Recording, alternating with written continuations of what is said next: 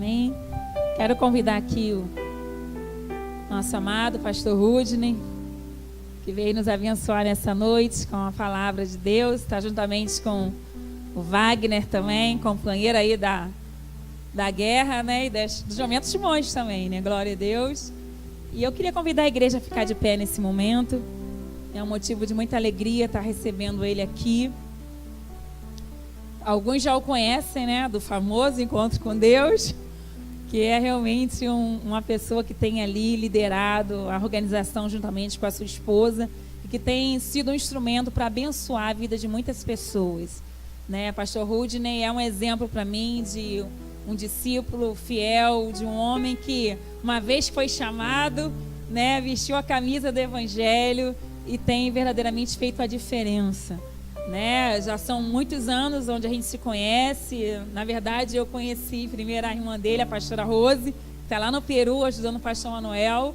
E depois de alguns anos da nossa amizade, né, Deus resgatou o pastor Rudney para a honra e glória do Senhor, e ele tem caminhado, né, e realmente feito muito a diferença. Isso é algo maravilhoso. Ele já esteve aqui há muitos anos atrás, né? Acho que ministrando no seminário de servo. Ministério de... Vai ter até outro aqui, glória a Deus, né? Vamos fazer logo o convite. E foi uma bênção.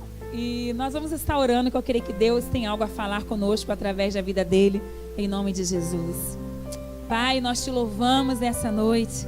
A alegria em nosso coração, Senhor, por estarmos na tua casa e termos o privilégio de agora, Pai, ouvirmos a tua voz através da tua palavra. Aprove o Senhor preparar, ó Deus, a vida do pastor Rudney para estar ministrando nessa noite, neste lugar. E eu creio, ó Deus, que o Senhor já falou com ele algo pelo qual a tua igreja precisa estar ouvindo, Senhor.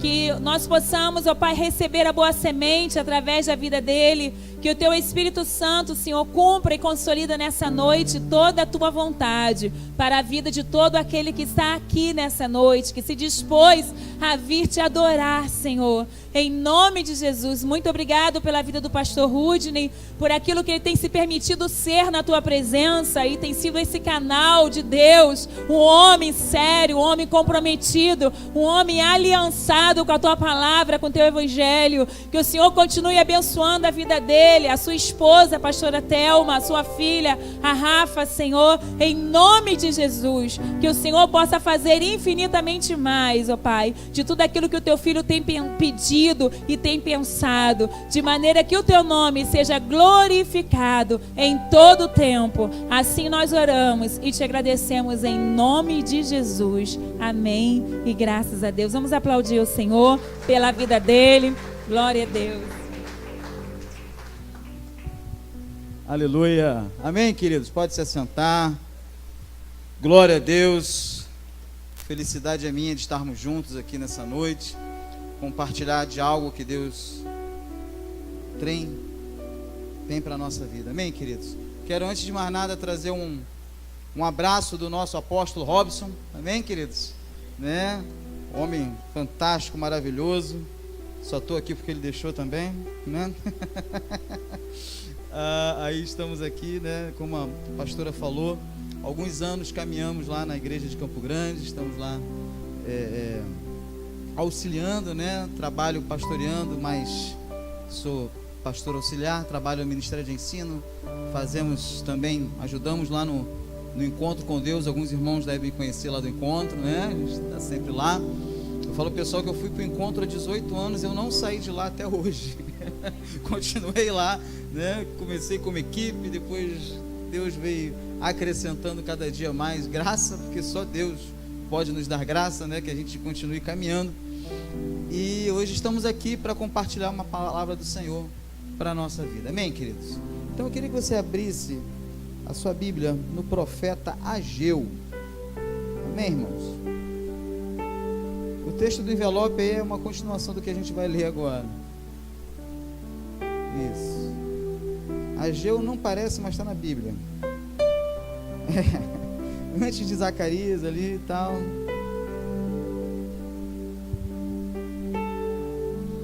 Glória a Deus. Eu estou dizendo que ele se esconde. Ageu, ele é um cara fantástico. Amém. Ageu capítulo 2.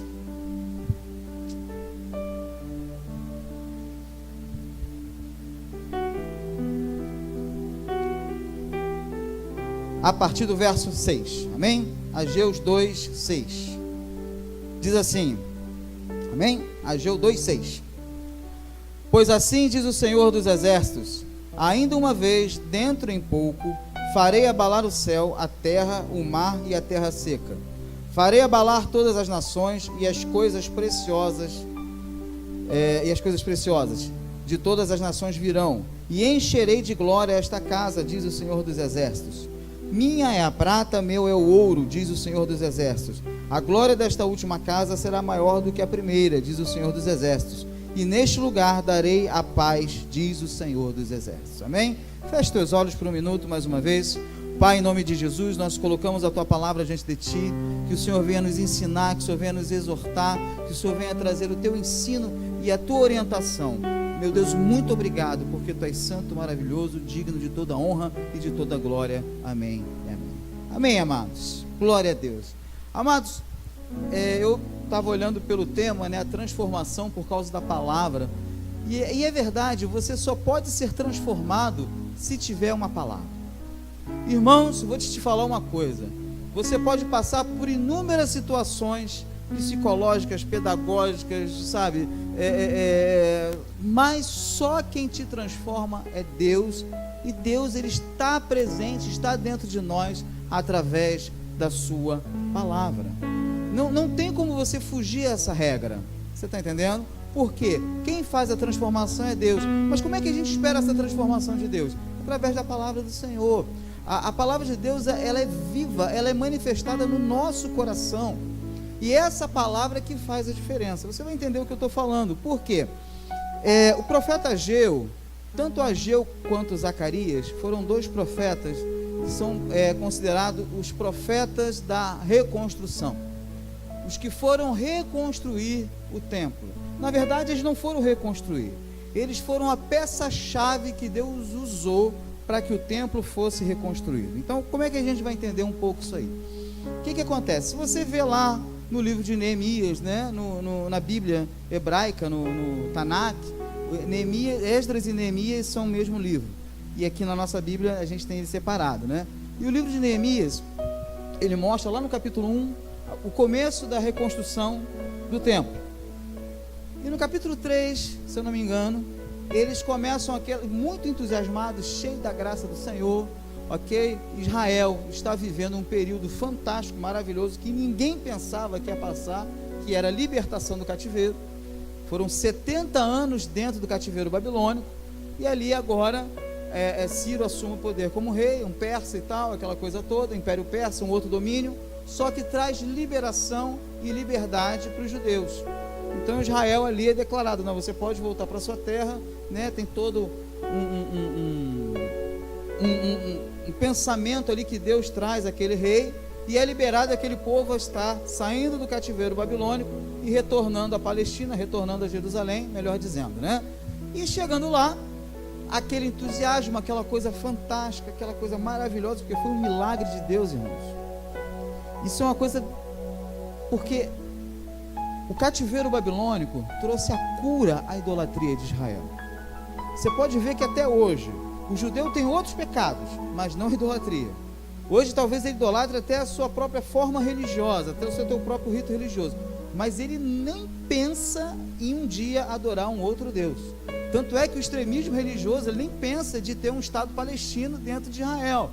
Por quê? Porque eles têm, e esse sentimento vem lá da época do cativeiro babilônico, de nunca voltar àquele período onde na verdade eles se prostituíram com outros deuses. Era bolo que ofertava a rainha dos céus, era situação assim terrível, era macumba mesmo, era nessa situação que eles entraram. Estavam num mundo espiritual afastado de Deus. Só que eles aprenderam isso nos 70 anos que ficaram presos. Então, quando existe a possibilidade da liberdade, eles, sabe, ficaram eufóricos. Então, no livro lá de Neemias, você vê, Neemias foi a primeira caravana que vai e começa a reconstruir, eles chegam no templo, eles têm a ideia resolvem reconstruir o templo pelo alicerce. E qual é o alicerce que eles veem que existe, que é mais necessário ser reconstruído? O altar. Então você vê que no capítulo 3, a primeira coisa que é reconstruído é o altar. E se você olhar e ler lá no capítulo 3, as bases do altar, ou seja, o alicerce do altar é a primeira coisa que eles fazem. E ali, irmãos, uma coisa maravilhosa acontece. Aquilo que eles não fazem há muitos anos, que é honrar a Deus, adorar o Senhor, começa a acontecer. Eles instituem ali a festa dos tabernáculos. Amados, isso é uma alegria fantástica. Foram anos de cativeiro, anos perdidos, sendo açoitado, perdendo terra, perdendo mulheres, filhos, perdendo família, perdeu tudo que tinha. E agora Deus traz a eles a restauração. Amém? E ali eles vão e tentam, reativar aquele templo que foi feito por Salomão. Era um templo maravilhoso, fantástico, suntuoso. E ali eles começam a reconstruir. E o que me chama muita atenção no tema de ser transformado pela palavra, é esse ponto que eu quero chegar. Esse chamado à reconstrução, essa vontade de reconstruir, teve uma hora que passou. Porque o que aconteceu? Você acompanhar a leitura desses livros, isso é muito interessante. Lá em Neemias fala que eles começaram a restaurar a festa dos tabernáculos, falam que começa a restauração do templo, Esdras já fala da restauração dos muros, ok? E ali, em Esdras fala que uma mão tinha uma ferramenta, na outra mão tinha uma espada por causa dos inimigos que vinham atrapalhar a reconstrução. Então assim, foi fantástico, foi uma obra fantástica. Só que teve um período entre Esdras e Neemias. Por quê? E Ageu e Zacarias, porque houve um esfriamento na fé daquele povo. Então, como eu falei para vocês, eles já estavam escaldados com uma adoração errada, só que eles perderam o contato com a revelação da palavra. Isso é muito louco acontecer, porque você pensa, caramba, mas eles estavam reconstruindo, né? Se a gente colocasse na nossa mente, estavam refazendo a igreja, eles estavam refazendo aquilo que tinha acabado. Só que os pontos de contato que Deus coloca para que eles e hoje nós tenhamos, eles estavam desarrumados. O que foi isso? Neemias, ele foi um governador, né? Foi um copeiro do rei, foi designado como governador. Esdras, ele teve ali o seu chamado sacerdotal. E uma coisa que a gente confunde um pouco, né, na nossa vida, que eu vou falar, sobre sacerdote e profeta, porque realmente existem sacerdotes que são encarregados de ser profeta. Agora, existem sacerdotes que têm ofício sacerdotal, mas não são profetas, ok? Embora também todos nós aqui somos sacerdotes diante de Deus, diante de Jesus, por causa de Cristo, e às vezes nós não somos profetas, mas todos nós podemos profetizar. Eu não sei se eu enrolei a sua cabeça, mas assim, às vezes o profeta como ofício, nós não somos, mas o chamado a profetizar Deus nos deu. Amém? E nesse caso aqui, o que acontece? Você tinha lá o governo, você tinha a lei sendo restaurada, você tinha a religião sendo restaurada, mas a palavra profética não tinha sido levantada. Por quê? Porque não havia se levantado o profeta. Entendeu? Por isso que Esdras e Neemias são livros que estão lá nos livros históricos. Ok? Nos profetas menores você vê Ageu, Zacarias e os outros, né? O Malaquias e tal, Jonas, porque eles eram profetas de ofício, chamado a profetizar. E aí, o que acontece? O Senhor precisa que houvesse palavra que os crentes gostam de usar, um rebuliço. Deus precisava que houvesse ali uma sacudida para que as coisas fossem para o lugar, né? Agora no Rio de Janeiro a gente está passando por uma situação muito estranha, né? Porque a gente não sabe a intenção das pessoas, porque parece ser uma coisa fantástica a ideia de uma intervenção militar, só que a gente não sabe, porque a gente não sabe o que está por trás disso. Mas enfim, a gente precisa confiar em Deus. Amém? A primeira coisa, quando eu soube disso aí, é botar, eu nunca ouvi falar nesse general, né? Mas colocar a vida dele na mão de Deus. Senhor, guarda esse homem, não sei quem é, nunca tinha ouvido falar nele e tal, mas ele precisa ser guardado pelo Senhor. E aqui nesse texto, né, nesse momento que eu estou falando para vocês, aconteceu uma coisa semelhante. Por quê? porque tinha se levantado um governador. As coisas estavam entrando nos eixos, ok? Porque Israel vem para Judá, na verdade, né? Que era Israel. Judá vem da Babilônia arrasado. Não tem economia, não tem mais profissão, não tem mais casa, tem que refazer as casas, não tem mais a estrutura da lei, né? Como era. Tudo isso precisa ser refeito.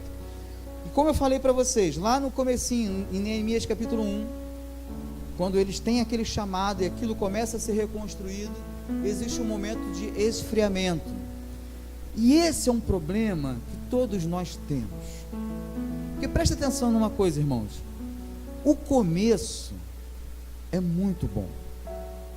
O final é maravilhoso. Mas o meio é um problema. Você está entendendo? O meio... Primeiro que você não sabe se está no meio ou se está no final. Porque você não sabe, espiritualmente você fica pensando, meu Deus, como é que isso está? Como é que eu deixei isso acontecer?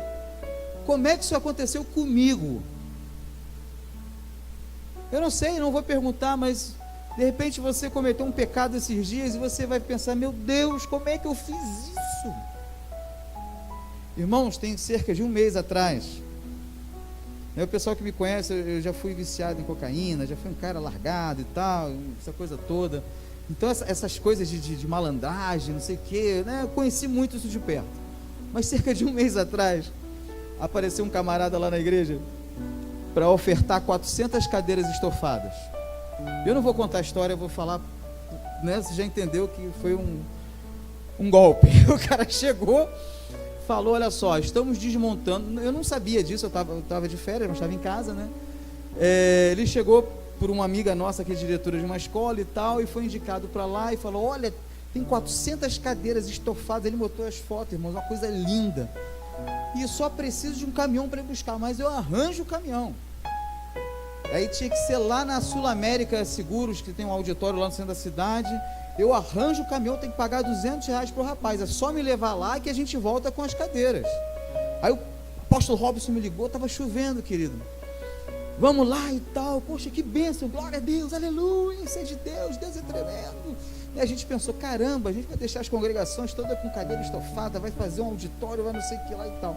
E chegando lá, era um golpe, o cara pegou os R$200, né, mandou o apóstolo esperar com o carro na frente, lá no centro da cidade, cara, saí de Campo Grande para o centro da cidade. E eu fui com ele para pegar o caminhão. Aí chegando para pegar no caminhão, numa rua deserta lá em São Cristóvão, ele falou, poxa, eu preciso de mais R$20. Eu fui, dei mais R$20 para ele. Ele falou, me espera aqui, que eu estou vindo. Irmão, de noite, 7h pouca da noite, chovendo, tudo escuro, em São Cristóvão. Eu liguei para o pastor Raul e falei, pastor, perdemos R$200, cara, porque esse cara deu um golpe na gente. E aí, o cara podia ter dado um golpe em Bangu, que era pertinho de Campo, mas deu no centro da cidade. Por que eu estou falando isso? Porque eu fiquei assim, eu e o apóstolo ficamos um rindo da cara do outro, né? E pensando, como é que a gente caiu nesse troço? Você está entendendo? Como é que eu caí nisso? Eu já estou cansado de ver situações parecidas, de ver isso na minha vida, mas hoje eu caí nessa história. Aí a gente ficou pensando, mas caramba, será que foi o olho grande da nossa parte? Eu falei, não, apóstolo, a gente pensou assim, fomos abençoados. Você está entendendo? Pô, Deus nos abençoou. E na verdade fomos enganados. Amém, glória a Deus, foi só R$200, poderia ter sido coisa pior, sequestro, não sei e tal. Enfim, aconteceu. Só que eu quero dizer isso, por que eu quero falar isso com vocês? Porque às vezes a gente entra numa furada. E aí você pensa, como é que eu deixei isso acontecer? Às vezes a gente entra com um dilema no nosso coração, uma ideia do inferno, né? Eu preguei esses dias uma coisa semelhante, que é o fermento dos fariseus e saduceus, que hoje eu vejo como um espírito, né? Saduceu e fariseu, vem um espírito, uma palavra que parece uma coisa tremenda, mas é do inferno, que para minar a tua fé, para minar a tua confiança, para que você não mais creia da maneira que você cria. E aí as coisas entram em confusão. E aí eu entendo que Judá estava nesse meio. Eles começaram bem, estavam ali guerreando, lutando e tal, não sei o que, vamos lá, não sei o que. Se você ler o primeiro capítulo de Ageu, O profeta Ageu explica o que aconteceu. Quando eles foram restaurar o templo, legal, restauraram um altar, fizeram a festa dos tabernáculos. Só que aí, meu irmão, eles começaram a olhar as circunstâncias. Eles começaram a pensar, caramba, eu preciso abrir a minha lojinha de novo, né? Eu preciso criar das minhas cabrinhas, porque Jerusalém estava destruída. E aí eles começaram a ver o trabalho que ia ter para fazer. Irmãos, a primeira coisa que os caras fizeram foi esquecer da casa de Deus. Isso acontece muito, infelizmente, no nosso meio, conosco, porque a gente olha a situação e pensa, poxa, mas agora eu não posso dizimar, agora eu tenho que pagar minha dívida, agora eu comprei um carro, como é que eu vou pagar esse negócio? Não dá para fazer as duas coisas. Quem mandou você comprar carro? Dizimar, Deus mandou, está na Bíblia. Você está entendendo? Isso é um exemplo.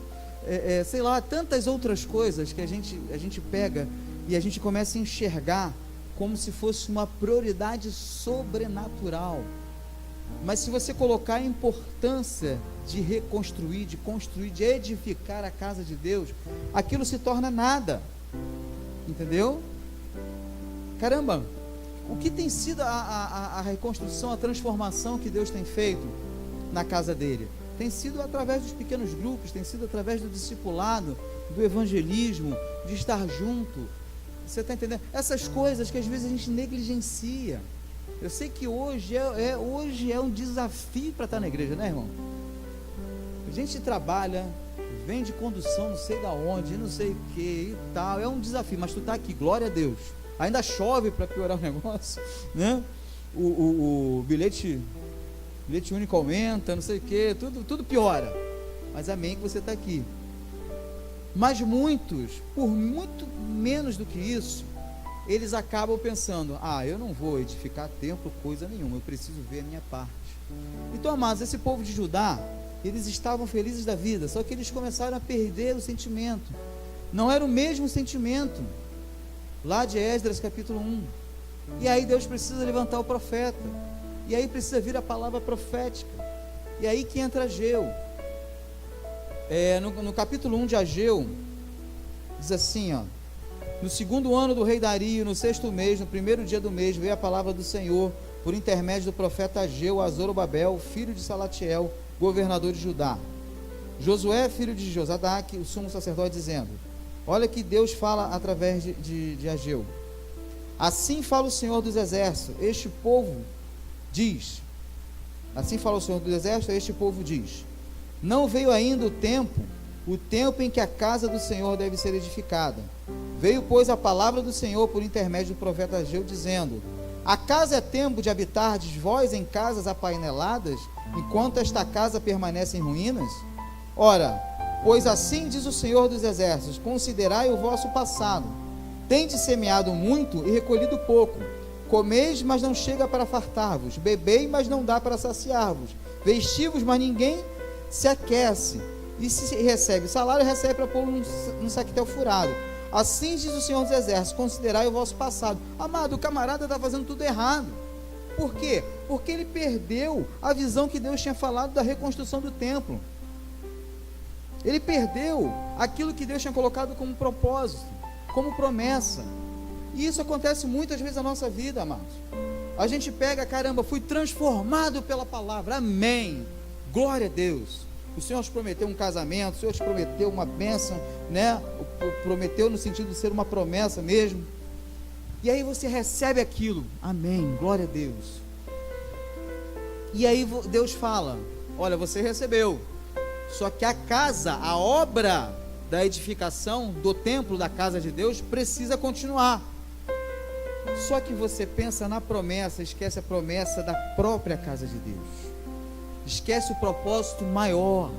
E aí aquela transformação que Deus faz no nosso coração, ela foi feita, amém, você vai para o céu, mas ao propósito eterno da qual Deus tem nos chamado, começa a ficar para trás, sabe? A gente começa a pensar, não, mas pode dar um tempo, eu posso fazer da minha maneira, eu posso, né? A gente começa, recebe uma palavra e já começa a duvidar, será que é isso mesmo? Irmãos, meu pastor, meu apóstolo, por muitas vezes fez coisas que eu não entendi, Eu falei, meu Deus, mas para que isso?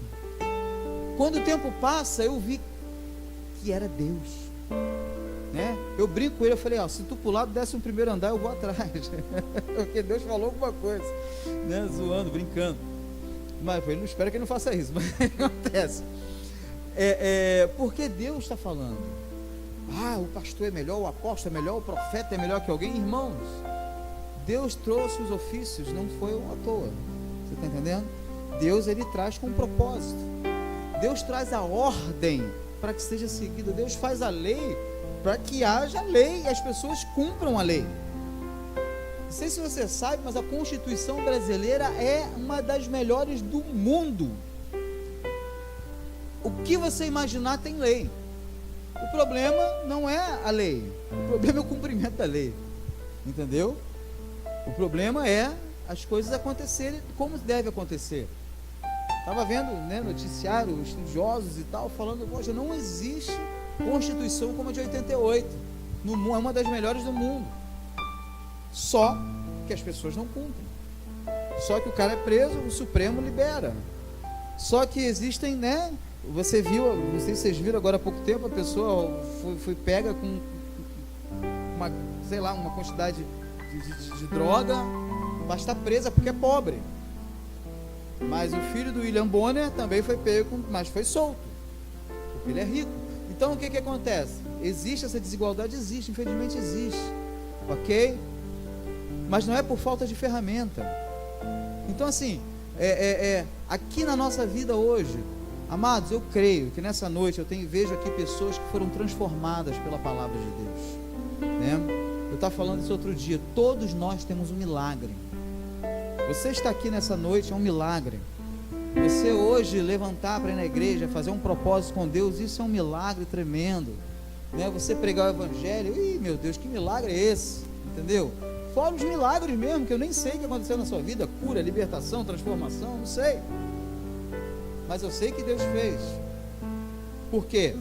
Porque as multidões acompanhavam Jesus por causa do seu milagre, porque Jesus pregava Monte das Bem-aventuranças, coisa linda, maravilhosa, não tem palavra mais perfeita do que aquela. Mas como a pastora acabou de ministrar aqui, tem que ter, porque a pessoa vai comer o quê? Tem que multiplicar, entendeu? Tem que ter milagre. E aí confirmava. E nós estamos também com Jesus porque nós vimos o milagre. O problema é que por muitas vezes nós esquecemos do milagre. Nós esquecemos daquilo que Deus já nos deu, esquecemos daquilo que Deus já falou conosco, e o tempo vai passando. Amados, o tempo para Deus é relativo, para nós é muito importante, mas para Deus, 1000 dias é como se fosse um dia, né, e tal, aquela coisa toda, porque Deus é atemporal. Agora, para nós é muito importante, que você tem que fazer diante de Deus, faça. Se Deus te respaldou com a palavra dele, meu irmão, é para que você tenha que fazer, porque Deus colocou diante de você, não é ficar igual esse pessoal veio de Judá. Deus colocou o propósito e tal, daqui a pouco eles, né, esfriam, mas pela graça e pela misericórdia do Senhor existem os profetas, e Deus levanta ali Ageu, logo depois Zacarias, e Ageu levanta para falar mesmo, para dizer, meu irmão, vocês estão constituindo a sua casa, mas a casa de Deus está em ruína. Você quer constituir o teu negócio, mas os levitas estão passando fome, os sacerdotes estão sem receber, a obra de Deus não está andando e a culpa é sua. Foi isso que Ageu começa a falar. O nome Ageu quer dizer festeiro. Olha que coisa interessante, né? Como se fosse uma pessoa festeira. O significado desse nome é festejar. Só que ele veio para falar mesmo. Você está entendendo? Não quer dizer que isso não seja uma festa. Por quê? Porque precisa se cumprir aquilo que se fala, aquilo que é profetizado. Precisa ser ouvido e precisa ser ministrado e precisa ser usado no nosso coração. Porque, irmãos, palavras bonitas muitas pessoas têm. Internet hoje, meu Deus do céu, quantas palavras fantásticas. Eu tenho um rapaz, discípulo meu, consolidado, agora infelizmente desviado, mas que você coloca, você vê a palavra e o cara bota no Facebook, meu Deus, o cara é um profeta. Nada, ele aprendeu a copiar e colar. Você está entendendo? E aí fica uma coisa vaga. Amados, eu sou pecador, eu tenho muitos defeitos, mas presta atenção, eu não posso falar sem viver. Está entendendo? Eu não posso dizer para você que você precisa ser transformado pela palavra se eu não for transformado pela palavra. Porque essa transformação, embora eu tive um dia libertação, cura e tal, essa coisa toda, e tenho, eu preciso buscar de Deus todo dia uma transformação. Sabe, é algo contínuo. Porque primeiro que a gente erra, fazemos pensamentos errados, julgamos, falamos coisas que não deveríamos falar, a pessoas que não deveriam ouvir, e aí pecamos. Só que aí Deus levanta o profeta, e quando Deus levanta o profeta, as coisas se orientam. Por quê? Porque Deus levanta o profeta para orientar, para ensinar, para mostrar o caminho. E se eu não sei o caminho, meu irmão, eu fico perdido. Vindo agora de Campo Grande, levei um tempo para chegar aqui, era para ter chegado cedo. Eu falei, vou lá pela via expressa, né, tal. Cheguei ali, me enrolei todinho.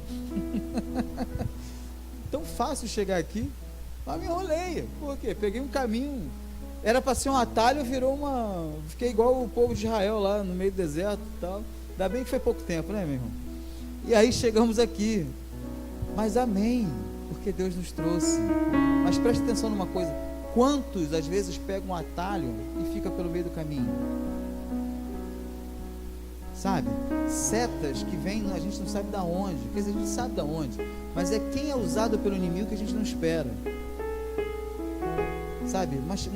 Umas pessoas tão legais, tão bonitinhas, tão fofinhas, você ama aquelas pessoas. Quando vê, o capiroto está usando aquele cara, aquela pessoa, para desvirtuar aquilo que Deus falou. Meu Deus, o que é isso? E aí o que a gente faz? A gente ora, a gente busca a palavra. Senhor, revela, traz revelação daquilo que está acontecendo. No comecinho do versículo 6 que nós lemos aqui, Deus fala através de Ageu no capítulo 2, versículo 6, ó. Pois assim diz o Senhor dos Exércitos: ainda uma vez, dentro de um pouco tempo, farei abalar o céu, a terra, o mar e a terra seca. Irmão, se não abalar, você não crê. Por isso que Deus tem que fazer abalar o mar, o céu, a terra. Aqui tem duas terras, tem a terra, tem a terra seca. Entendeu? Porque tem que abalar. Se a gente colocar os sentimentos, a visão, sabe, Deus abala aquele negócio para que você possa ser sacudido. Às vezes você não está dando confiança para o profeta, não está dando confiança para a palavra. Deus está falando contigo, você fala que é minha cabeça. Aí o inimigo fala, você fala, não, é Deus. E aí Deus precisa fazer o quê? Não, peraí, meu irmão, tem que te sacudir. Entendeu? Eu não sei se você já fez isso, de inverter a pilha do controle da televisão, né? A pilha não está pegando. Aí eu falei, caramba, a pilha... Coisa difícil você lembrar de comprar pilha, fala a verdade, né? Você só lembra quando a pilha... É igual fazer calha em casa. Você só lembra da calha quando chove. Pô, tinha que fazer uma calha nessa varanda. Aí você só lembra disso. E o controle remoto é a mesma coisa. Você só lembra de comprar pilha quando ela acaba. E aí tu tem que ter um movimento, tem que fazer e tal, aquela coisa toda, né? Antigamente eu tinha, né? Eu sou colecionador de carros antigos. Eu só tenho um, Palio 2004, né? Mas eu sou colecionador. Mas antes, né, a um passado meio distante, eu tinha uma Brasília. Olha só que carrão. Meu irmão só andava no cheiro da gasolina. Então você tinha que balançar o carro para a gasolina entrar no pescador, para o carro continuar andando, né? E olha que naquela época a gasolina era barata, irmãos. Com R$5 já botei 14 litros de gasolina na minha Brasília. Olha, tu vê como faz tempo. Então olha só. Mas Deus tem que fazer, às vezes, tem igual uma Brasília velha sem gasolina, meu irmão. Você só pega no tranco, só pega, entendeu? E aí a gente não pensa, caramba, por que eu estou passando? Porque tu não ouviu o profeta abençoado, tu não ouviu a palavra profética. E amados, eu creio que Deus quer restaurar em nossos ministérios, porque todos nós aqui somos ministros de Deus, amém, porque o Senhor é fantástico.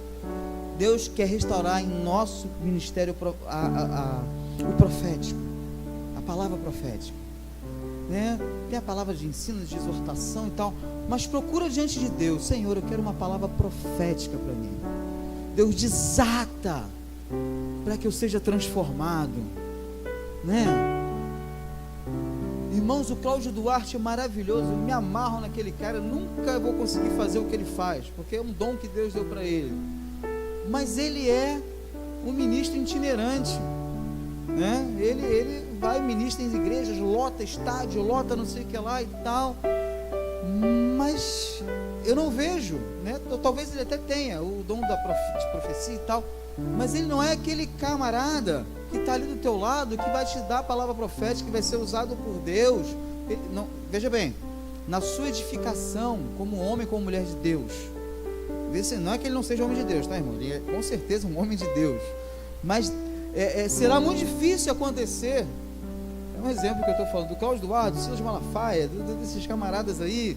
É muito difícil acontecer. Eles têm um chamado diferenciado do meu, do seu, do nosso. Mas o teu profeta, ele vai trazer, vai te colocar no eixo. Só que você precisa deixar Deus agir. Você precisa deixar com que Deus mova dentro do seu coração. Porque, irmãos, fazer o que gosta é muito fácil. É muito fácil. Se eu fosse fazer só o que eu gosto, poxa, era maravilhoso. Mas eu tenho que fazer o que é necessário. O que é necessário fazer, você tem que fazer. E a igreja, ela é conectada disso aí.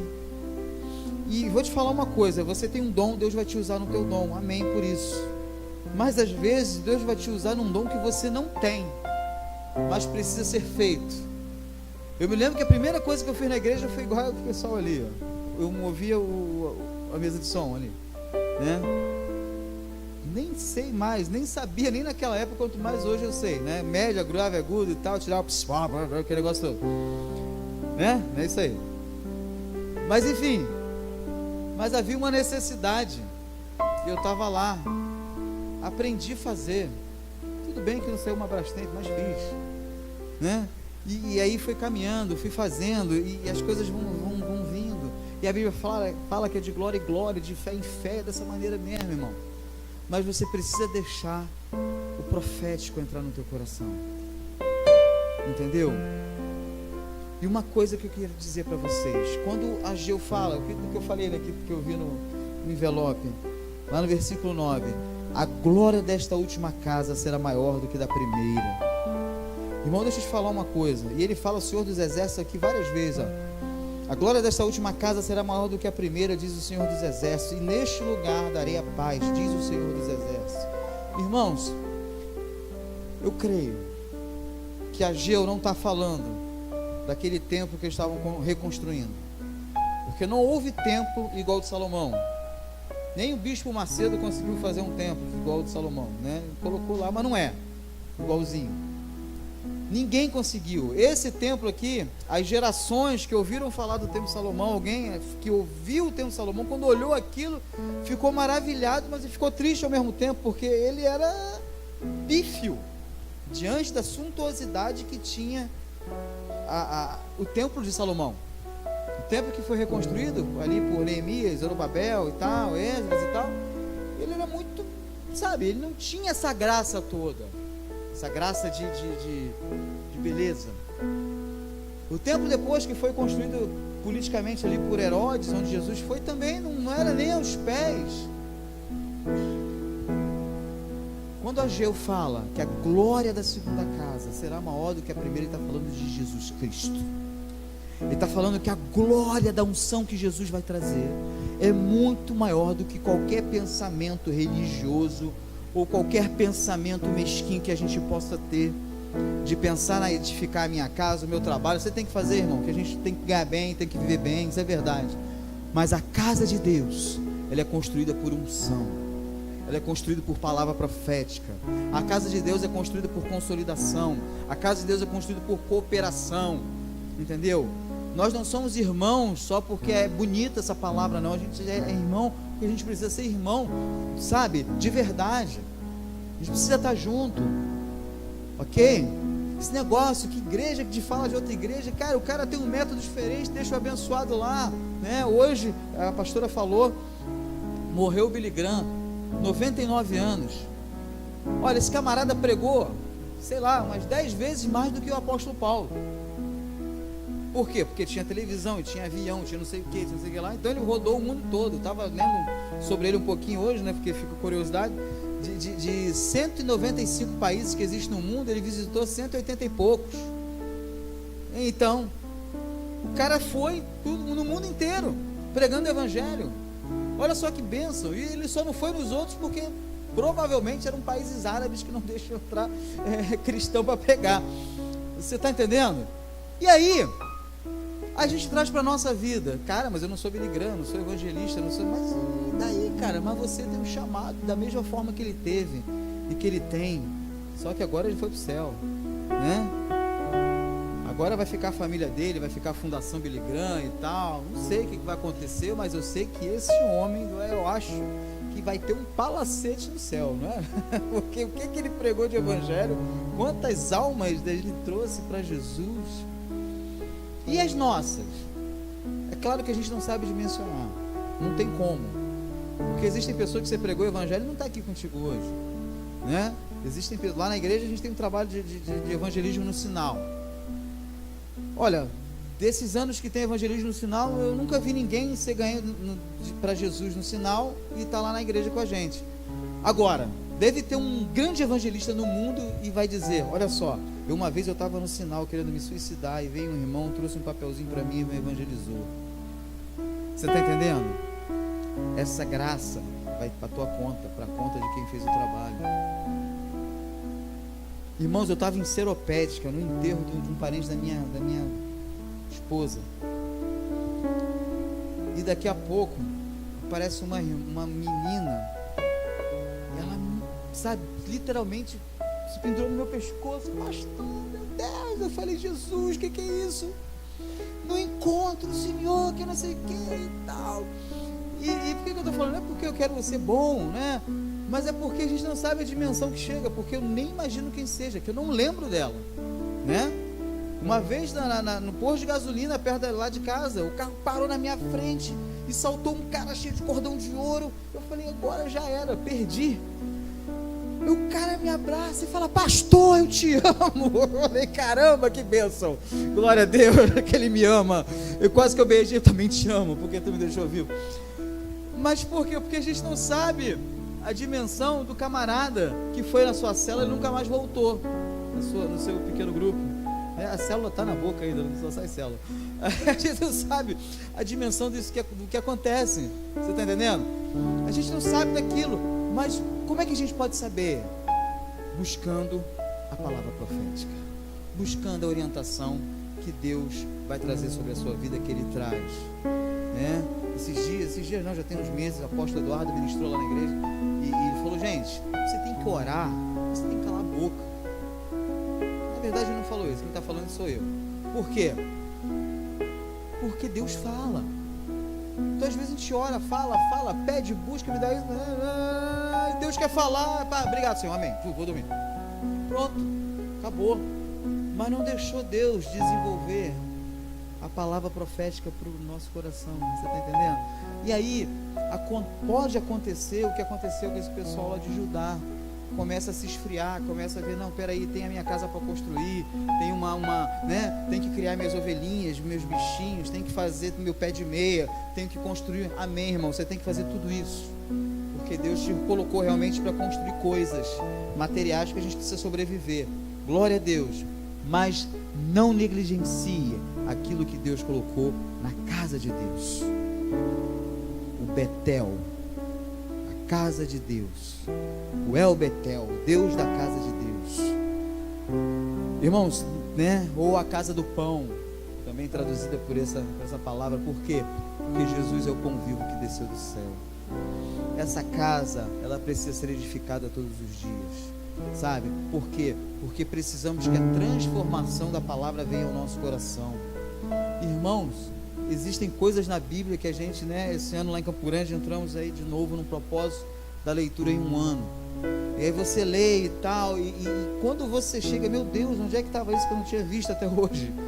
Porque Deus tem muito a nos ensinar, Deus tem muito a nos falar na forma profética, na forma da exortação, na forma do ensino, né? Às vezes a gente, é uma luta dentro da igreja manter o ministério de ensino. A gente abre uma classe com 20 alunos, depois tem 3, né?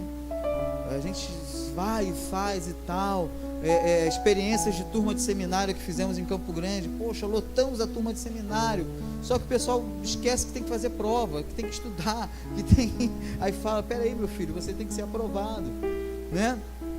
E aí começa a se desmotivar.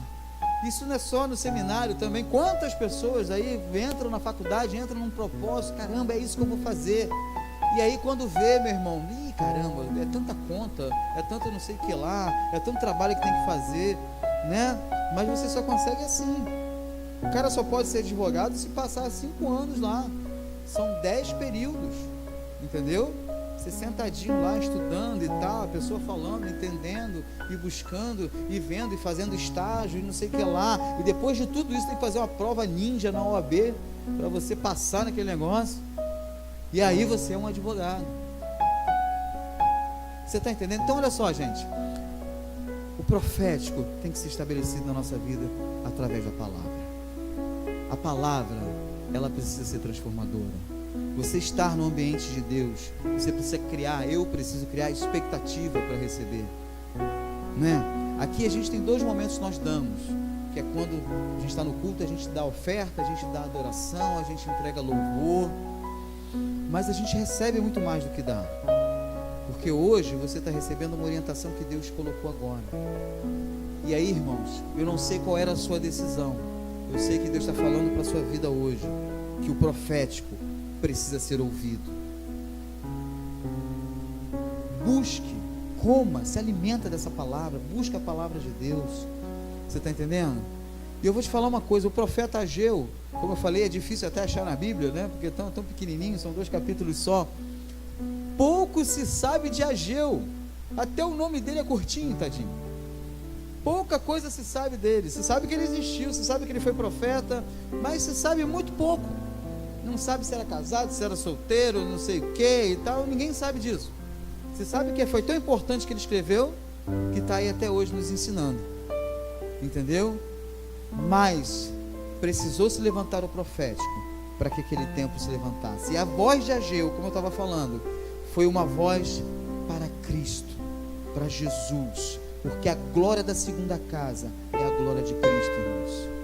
Porque aqui, em outras traduções, fala a última casa, em outras Bíblias fala a segunda casa, né?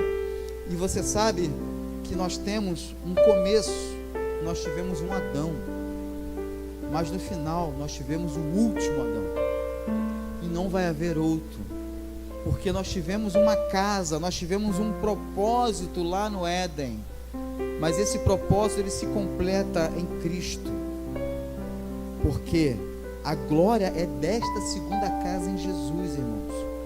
Não pense você que é templo feito por mãos. Não pense você, talvez os judeus aqui fiquem pensando, meu Deus, a glória vai ser fantástica, amém, glória a Deus, e tem sido, porque Deus é misericordioso, mas essa glória que eles precisam entender é Cristo, amém, é Jesus. A glória da segunda casa é Jesus reinando no meu coração, é Jesus mudando os prognósticos, sabe, é Jesus podendo transformando através da sua palavra, que é viva e eficaz, algo que estava morto, porque é assim que o profético atua, irmãos, entendeu? Não é só para coçar o teu ego, não é só para aquela coisa, né? Não sei se vocês já receberam pastores aqui que chega, irmão, e não sei o que, amanhã o teu emprego está na tua mão, aí legal, glória a Deus, né? Geralmente é um pastor engraçadinho e tal, não sei o que, aí o cara vai embora, aí no outro dia a pastora está aqui, aí você chega, pastor, olha só, o meu emprego não veio, só que o pastor foi embora. E aí como é que a gente explica isso? Irmãos, é no tempo de Deus, irmãos, sabe, as pessoas dizem que não se pode pregar as pessoas que eu digo aí por aí, né, um evangelho triunfalista, né, nem esse negócio de triunfalismo e não sei o que e tal. Eu falei, irmão, mas a Bíblia fala que somos mais que vencedores. Agora, também Jesus fala que vai passar aflições, vai passar dificuldade. Só que isso precisa ser restaurado na nossa vida. Lembrar da glória da segunda casa, da glória de Cristo sobre o nosso coração. Deus, nessa noite, quer que a gente tenha esse feeling, esse pensamento. Senhor, eu preciso que seja restaurado a glória da tua casa, a glória de Cristo sobre a minha vida. Amém? A glória, sabe, pode ser que a casa dele seja edificada. Quando eu estou falando, essa igreja hoje está linda, né? Hoje não, né? Vocês fizeram uma obra aqui, né? Está linda da última vez que eu vim. Mas eu não estou falando só dessa igreja que está linda mesmo, mas do conceito do evangelho, que eu sei que é sério, que sai daqui, mas para que continue. Você está entendendo? Do chamamento, do chamado de alcançar os perdidos, né? De usar o seu pequeno grupo para abrir a porta mesmo daquele que está perdido. Acabei de falar do irmão que era meu discípulo, era meu consolidado, virou meu discípulo, agora é um desviado. Irmão, meu coração está aberto para ele. Eu quero que ele volte. Você está entendendo? Eu não quero que ele se perca. Só que o cara colocou uma coisa na mente dele e está ali. Só que eu creio que ele vai ser resgatado por Jesus. Talvez nem seja nem eu, mas amém, que ele venha para Cristo. Só que às vezes a gente perde esse negócio, a gente perde esse desejo, essa vontade e tal, e as coisas começam a acontecer no normal, né? E não sei, esses dias eu estava com um menino lá na igreja, vi crescer, né? Já estou meio velhinho, já tem 18 anos que eu já estou no evangelho, já estou usando óculos, não consigo mais ler o Senhor. Eu acho tão engraçado esse negócio de ficar velho. Eu acho mó barato. E assim, eu fiquei muito feliz de ficar velho com os novos filmes do Star Wars, né? Porque o Star Wars é de 1978, é da minha época. E aí eu conversando com meus alunos, eles ficam abismados porque eu sei tudo. Mas é claro, eu vivi o negócio, meu filho, eu continuo vendo, né? Negócio. Mas então, é interessante você ficar velho por causa disso. E aí esse menino falou pra mim, olha, você pra mim é um exemplo. Eu falei, é mesmo? Caramba, você tá lá, e a marca nossa, eu encontro, né? Eu falei, cara, eu vou te falar uma coisa. Eu comecei no encontro, claro, participando como encontrista, depois fui equipe pastor Marcos, fantástico aqui de Curicica, né? E ele é um camarada muito, né? Muito abençoado. Ele falava, eu trabalhava no som lá também. Ele falava, fica aqui, não sai daqui. Aí eu falei, sim senhor. Ficava ali. E o som é do lado do pastor, né? Lá no sítio. Então eu assisti o encontro de novo na íntegra umas 6 ou 7 vezes. E aí eu tava lá, vi todo... Irmãos, eu não sabia, mas ali era a minha escola, né? Ali era onde eu estava aprendendo. Eu nem imaginava isso. Aí depois começamos a fazer o encontro e tal, enfim, as coisas deu. E aí o que eu ia falar é o seguinte: eu falei, amado, eu vou te falar uma coisa. Nesses anos que a gente está no encontro, ajudando e tal, nunca o encontro é igual ao outro. O pessoal que vai de equipe sabe como é que é. Nunca é igual ao outro. Sempre você pensa que é uma coisa, sabe, é diferente. Eu me lembro que uma vez, né, o apóstolo Eduardo não pôde, eu ministrei a cruz. Caramba, meu irmão, né? Uma ministração lá. Aí fui para lá. Estudei pra caramba. Tô afiado. Eu comecei a falar. Aí o pessoal olhava pra minha cara e falava assim. O pessoal tava nem aí porque eu tava falando. Eu tentava pular de um lado, pular pro outro e não sei o que. E nada. Nada. Falei, meu Deus, o que é isso? Fomos orar. Irmãos, o céu desceu. Por quê? Porque não sou eu. Não é quem ministra, é Deus. Você está entendendo? E Deus faz da maneira que Ele quer, da forma que Ele quer, do jeito que Ele quer. E Ele pega, Ele vai fazer, é Ele que faz. Aí eu estava falando para esse menino, eu falei, cara, a gente está no encontro pela misericórdia de Deus, porque Deus Ele usa qualquer um para fazer. Basta você estar com o seu coração aberto. Como a gente leu aqui, ouvir o profético, sabe? Deixar a palavra profética entrar no seu coração. Deixar que a sua decisão esteja na mão de Deus. Que o Senhor vai operar a obra dele na sua vida, em nome de Jesus. Amém, querido? Fique de pé nesse momento. Queria orar com você. Aleluia.